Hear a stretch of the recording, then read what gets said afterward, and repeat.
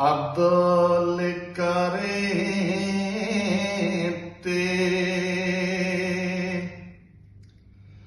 ਉਹ ਥਰ ਥਰ ਕੰਬਨ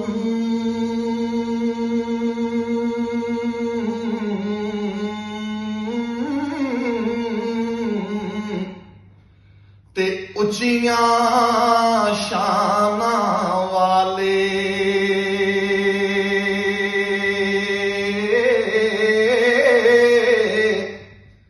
ਉਹ ਫਜ਼ਲ ਕਰੇ ਤੇ ਬਖਸ਼ੇ ਜਾਵਨ ਉਹ ਮੈਂ ਵਰਗੇ ਮੁਕਾਲੇ ਉਹ ਫਜ਼ਲ ਕਰੇ ਤੇ ਬਖਸ਼ੇ ਜਾਵਨ ਉਹ ਮੈਂ ਵਰਗੇ ਮੁਕਾਲੇ ਤੇ ਕੱਖ ਸਵਾਦ ਨਾ ਮਿਸ਼ਰੀ ਅੰਦਰ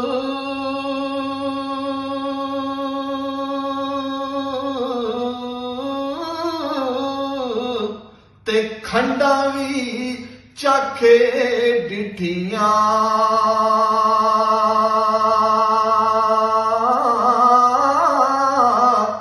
ਇਨ੍ਹਾਂ ਸਾਰੀਆਂ